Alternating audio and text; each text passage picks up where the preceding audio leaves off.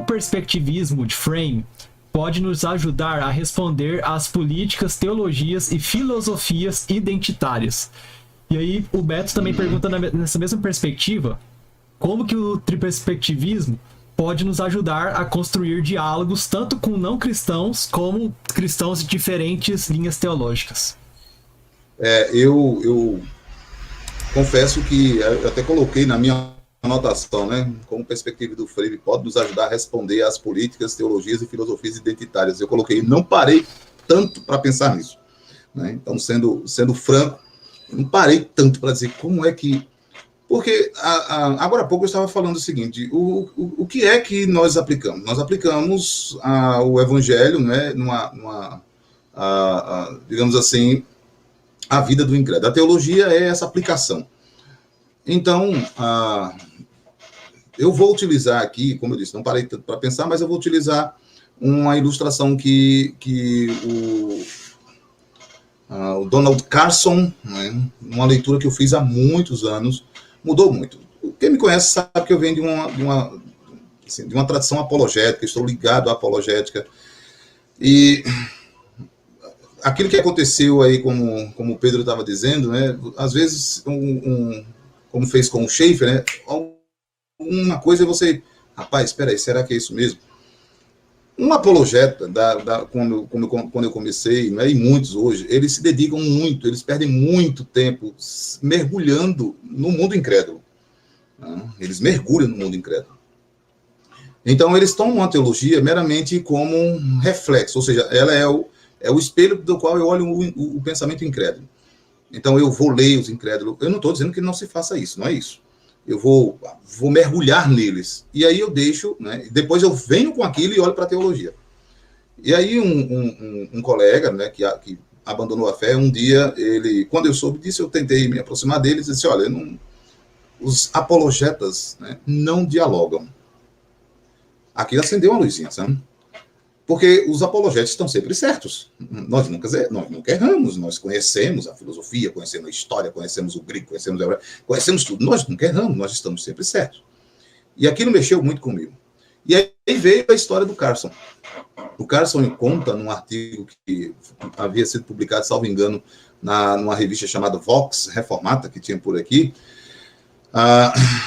quando ele analisa Atos 17. Ele faz essa análise também. Ele diz assim, e num áudio que eu ouvi, numa palestra que ele estava dando na Conferência Fiel também. O grande problema é que, às vezes, nós nos tornamos especialistas no erro e não na verdade. Então, nós passamos a querer saber o que é que pensa esse incrédulo, vou mergulhar, vou passar a vida com ele, me especializando no erro e não na verdade. Então, a ilustração dá o seguinte, quanto mais eu conhecer, né, do Evangelho, da revelação, então, diante do que for aparecendo como aquilo que contraria o Evangelho, eu posso responder. Então, por exemplo, eu não conheço, diz assim, as políticas. Eu não sou cientista político, então eu não sei quais são as políticas. Né? Ainda que eu possa conhecer um pouco sobre liberalismo, conservadorismo, direita, esquerda, se esses termos ainda... Né? Eu li o livro do Coises, né? Do David Coises. Pronto. Aí, eu li o livro do Doiver, né? Soberania e Estado. Né? Então, pronto. Não, mas eu não sou um cientista político. Entendeu? Eu sou um teólogo. Então, quando aparecem coisas da política que estão em confronto com aquilo que eu conheço de teologia, aquilo que eu conheço da revelação, e eu vejo que contraria a revelação, aí eu posso me posicionar a partir da revelação. Eu falo como teólogo, não falo como um cientista político. A mesma coisa, eu não falo como um teórico das políticas identitárias, eu falo como teólogo. Então, aqui é dialógico mesmo, eu vou dialogar. Dentro dessa concepção do perspectivismo, eu não vou dizer que está tudo errado. Né?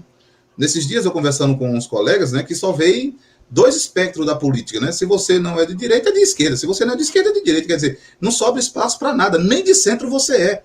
Né? Porque se você é de centro, está com um pé em um lado e outro. Quer dizer, mas o cristianismo, a fé que se revela, ela não passa por isso. Ela vê o seguinte, por exemplo, o desejo por cuidar dos necessitados, por falar em justiça social, que eu nem sei o que é um termo tão vago.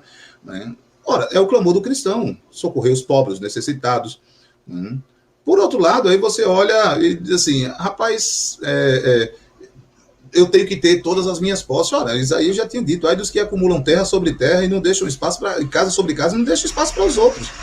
Quer dizer, você começa a olhar e ao mesmo tempo você diz assim, quando Cristo foi sepultado, quem estava lá era José de Arimateia com uma boa posse, um túmulo novo. Quer dizer, você não tem que ter essa, né, ficar, agora, claro, né, se alguém se dedica a estudar isso, vai ter que confrontar, mas ele não vai falar mais como um teólogo. Então, como o perspectivo de Frame nos ajuda a responder isso, é exatamente verificando que mesmo como teólogo, eu sou finito, eu sou geograficamente localizado, historicamente localizado, tá? Eu não tenho um conhecimento abrangente, né, tal como Deus tem. Então, a verdade de Deus vai revelar-se, e onde ela se revelar, tanto como Santo Agostinho dizia, como Calvino coloca no Instituto, livro 2, tá? Se o Espírito de Deus aprove a ele conceder dons aos incrédulos, nós devemos nos apropriar disso. Então, se há alguma verdade, mesmo nessas, ou políticas, ou sei lá, né, como foi que ele colocou, teologias, filosofias identitárias, nós temos que ter discernimento para saber, olha, isso é, de fato, ponto para ser dialogado. Isso não condiz com o Evangelho, então a gente não abraça isso. O grande problema, e aí é uma opinião, né, como eu disse, eu não parei para pensar muito nisso, o grande problema é que a gente toma a posição de que nós já temos o conhecimento completo, abrangente. Tá? O perspectivo de Frame, ele vem trazer, inclusive, uma humildade para nós, dizer assim, eu não sou dono da verdade, tá? Eu não tenho acesso a tudo, mas não quer dizer, em hipótese nenhuma, que o que eu conheço está errado. Tá? Eu penso que a perspectiva do Frame, e aí ele mesmo diz isso no livro Apologética para a Glória de Deus. Ele mesmo coloca o ponto. Qual é o ponto? Eu estou fugindo de qualquer perspectiva que tenha ou que dê certeza cartesiana. Né? O grau de certeza tal que eu esqueça a falibilidade da qual eu sou passivo. Entendeu? Então, nós podemos, como cristãos dessa tradição, entrar no diálogo. E nós podemos dialogar. Entendeu? Nós não entramos agora, como disse o colega, apologetas não dialogam. Nós podemos dialogar. Porque nós temos nós temos a revelação como um todo, mas não é toda a revelação. O que Deus nos revelou nos é suficiente, mas ela não é toda a revelação. Então, a partir dessa revelação que nós temos, nós podemos entrar no campo, e aí, filosófico, político, qualquer campo, e dialogar. Né? E dizer, olha, vamos analisar aqui. E dizer, poxa, esse ponto que você está apresentando é interessante, eu não tinha pensado nisso. Né? O que nós... E a segunda parte da pergunta, que é feito aí, né, como o diálogo do triperspectivismo de Frame nos ajuda a construir diálogos, tanto com não cristãos, como diferentes linhas teológicas. Bom, além de citar o Frame, eu cito também o Velho Poifre, no livro Teologia Sinfônica. O Pedro tem aí o Igreja Sinfônica, não é isso? Mas lembra lá o Teologia Sinfônica. O diálogo com outras, mesmo com não cristãos, e com outras linhas teológicas, nos mostra que nós não somos os detentores da revelação. E nem a minha confissão, e aí eu estou falando da confissão denominacional, abarca toda a revelação. Ela me faz pensar, eu cheguei aqui agora, e quando eu cheguei aqui já tinha um mundo atrás de mim. Né? Me perdoe, Heidegger, né? Mas eu já tinha, obrigado, Heidegger, eu já tenho um mundo atrás de mim. Quando eu cheguei aqui, o mundo já estava aqui, com toda a sua estrutura, com todo o seu pensamento, então eu não estou criando nada. Mas, por outro lado, e aí, né, viva Heidegger também, eu tenho um mundo aberto na minha frente. Aqui eu não estou sendo metafísico, tá, quanto ao conhecimento de Deus e ao seu decreto, não é isso. Eu estou falando que do ponto de vista de quem nós somos como criaturas finitas, tá, o meu tempo é limitado, mas o que está à minha frente é plural. E eu preciso de um norte para isso. E esse norte só pode ser me dado por aquele que está fora. E que entrou também, né? O que está fora, o próprio Deus que entrou também na história. Então, com base nisso, eu posso entrar no diálogo. Né? Se querem ouvir o diálogo, né, então nós podemos fazer isso. O que eu não vou fazer lá é chegar e dizer, olha, nada disso presta. Tá? Nenhuma teologia presta. Esse meu entrar assim, nesses diálogos do Frame, do Van Til, me ajudou bastante a ter, por exemplo, consideração por outras tradições teológicas, que não a minha reformada. entendeu? Então eu não vou sair por aí, arminianismo é heresia. Peraí, como é que é isso? Os pentecostais, não, peraí, como... Quer dizer, a graça de Deus se manifestou somente a mim, né? Ou a minha igreja, ou a minha tradição. O que é que eu faço? Né? A gente brincava, Pedro, eu acho que você já ouviu, assim, na cabeça de muitos evangélicos é o seguinte, a história da igreja terminou em Atos 28, saltou para 1500. Então, assim, nós podemos sim, com essa concepção do Frame, ver que a formação teológica é sim, é plural. Por outro lado, só para encerrar agora, Frame não está dizendo, e aí que vai ter uma pergunta aí, como é que ela se diferencia do relativismo, né? Eu vou deixar para responder depois. Pronto. Muito bom. Eu só queria falar uma coisa que eu me lembro, como que essa posição do Frame deixa a gente mais confortável, inclusive, porque a gente tem um olhar generoso, a gente não tem aquela posição como o Gaspar mencionou, de, sabe, do apologeta enquanto luta o tempo todo, armado, pronto para dar a resposta, mas o triperspectivista, ele sempre é generoso, ele sempre sabe que tem ênfases, que são perspectivas, que nunca são a história do todo, que ele, com isso, ele pode aprender, e que mais, ele pode ouvir essa pessoa, por exemplo, um teólogo que fala sobre a condição de vulnerabilidade de determinado grupo social, e está fazendo teologia a partir daquele ponto, fala assim, eu também vejo essa ênfase nas escrituras, como o Gaspar colocou. E mais, eu ainda tenho ênfases normativas e existenciais que vão além, então é sempre um movimento de ampliar o interlocutor. E eu me lembro também do Leslie Newbegin falando, claro que num outro contexto, né, ele ali em missões e tal, mas ele sempre falando que uma cultura, quando encontrava com outra, a outra cultura ajudava a gente a enxergar os nossos pontos de idolatria. Porque como a gente está muito preso na nossa cultura, sei lá, pontos muito específicos da cultura brasileira, que a gente idolatra e que, sei lá, em contato com a cultura asiática, não fazem sentido. E eles idolatram outros pontos. A mesma forma as perspectivas. Teólogos e ênfases perspectivais mais acentuadas em um e o outro ajudam-nos a olhar quando nós estamos mais acentuados numa perspectiva e a não nos esquecermos que são perspectivas, e que a gente é enriquecido nesse caleidoscópio, né? Como ele vai colocando ali, inclusive de perspectivar a própria perspectiva, a normativa pela existencial, pela própria normativa, pela situacional, e aí é uma teoria muito dinâmica, e a riqueza dela é essa, assim, da gente não estar estanque ali com um pontinho, mas sempre realmente dialogar, mas sem não descansar na revelação, num ponto de partida revelacional, de onde vem essas perspectivas, né? O porquê que a situação comunica, o porquê que a existência comunica, não é a situação pela situação, não é a existência pela existência, é a revelação de Deus, geral, pessoal, especial, e aí o triperspectivismo. Então é muito rico e coloca a gente numa posição muito confortável, no sentido que a gente não tem que ser colocado contra a parede, ao contrário, a gente tem que abrir o horizonte das pessoas, né? Ampliar e para eles verem novas perspectivas, que o caminho que eles escolheram é um caminho, né? E que tem outros caminhos para subir essa montanha. O Igreja Sinfônica bebeu muito do Teologia Sinfônica do Poitras e essa ideia do triperspectivismo. Nós olhamos isso na própria escritura, né? Você não tem uma única narrativa da pessoa e obra do Senhor Jesus Cristo, você tem 4 narrativas, né?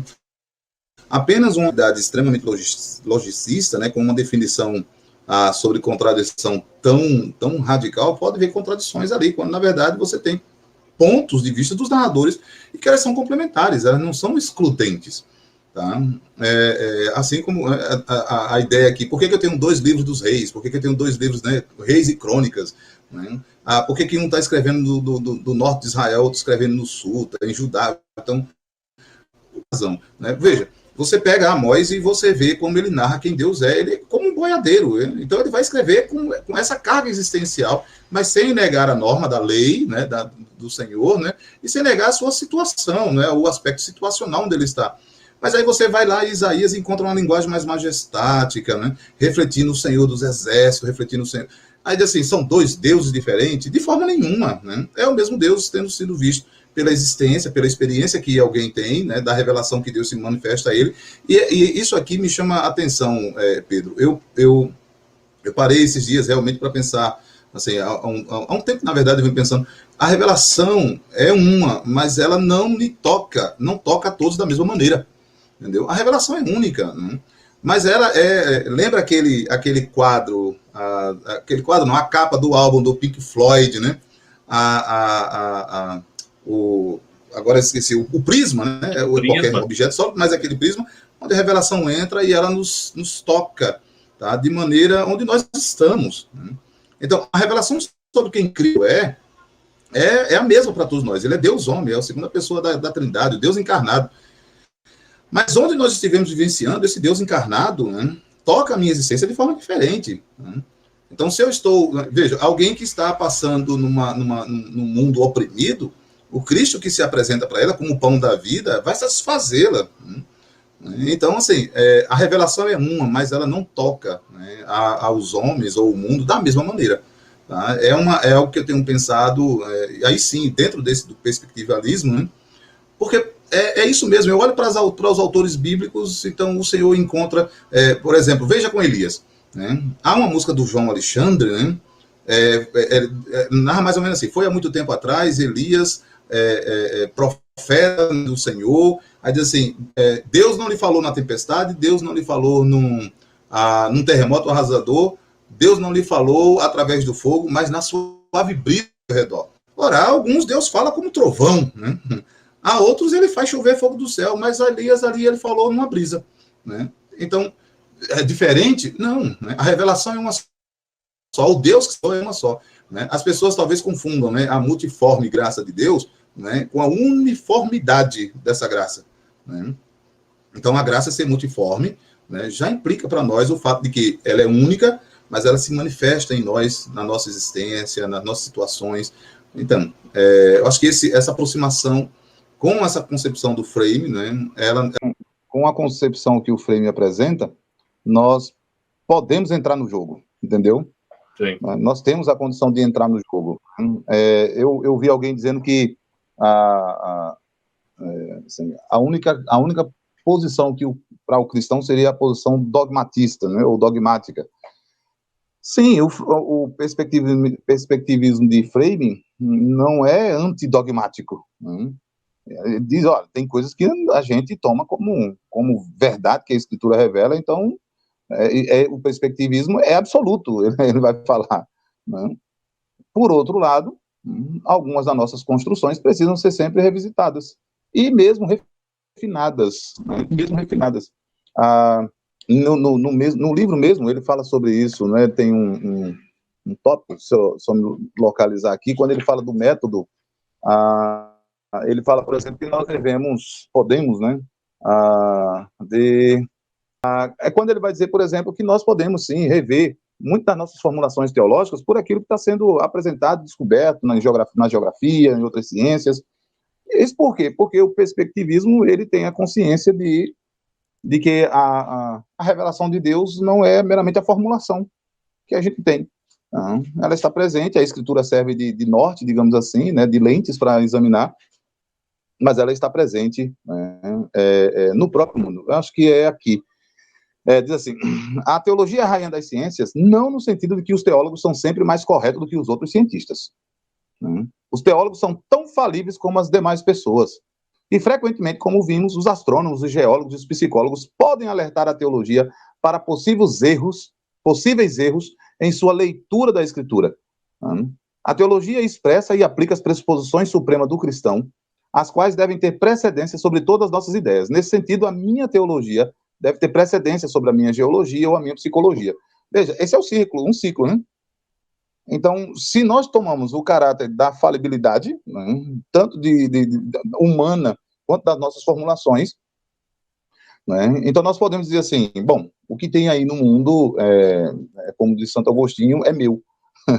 Né, é meu, eu vou me aproveitar, vou me apropriar disso para eu poder fazer uma teologia cada vez melhor. Então, eu posso entrar no diálogo, eu posso entrar no cenário e dizer, olha, eu tenho algo a dizer também sobre isso, né? E não, você vai rejeitar tudo que a gente tem aqui. Não, né? Eu quero ouvir vocês. Não apenas entrar para dialogar, e ouvir também, sentar e ouvir. Tá? A menos que a gente pense que não há nada mais a aprender no mundo. A gente já aprende tudo aqui, né? Enfim.